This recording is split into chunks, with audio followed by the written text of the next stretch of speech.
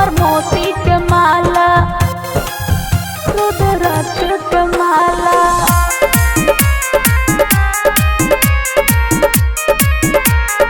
Music by Kundan दास।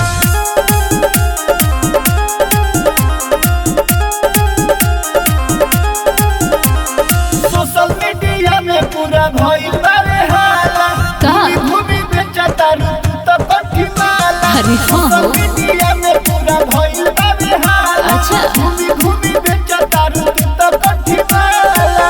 हमार बाबे है बाबू काला माला लेली माला। ए माला में का खूबी बा?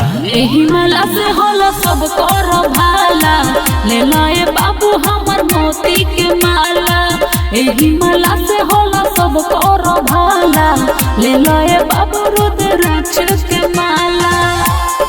बुझला हमर मोती के माला रुद्राक्ष के माला।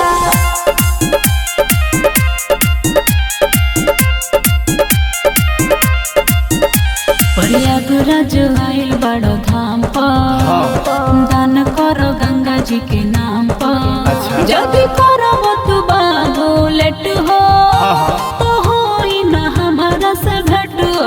ई बात बा हरे ले लो ठीक बा। एक तरफा मूला बताव तनी कौन कोई से बताव जानी। नमः शिवाय करे से जपाला माला लेली माला। कैसे बा?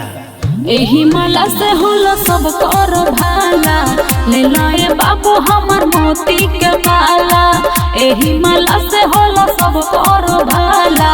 ले लाए बाबू रुद्राक्ष के माला हमर मोती के माला। अरे ले लो रुद्राक्ष के माला।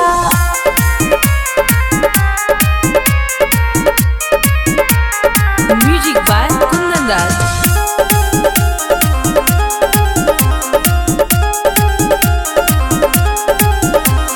ठीक से लगाओ तनी रेट जी पेन्हाला से सुख होला सेट जी।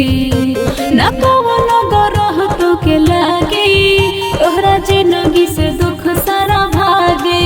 यार कुछ कम कर द लेली। बुझला आहो हां मेरी एक दामे रट तारू रुटीना कुछ ना दाम में से घट तारू। देखो सुनो सने ही हवे न कमवाला माला लेली माला। अरे तो दे दो। एही माला से होला सब कर भाला। ले लाए बाबू हमर मोती के माला। एही माला से होला सब कर भाला। ले लाए बाबू रुद्राक्ष के माला।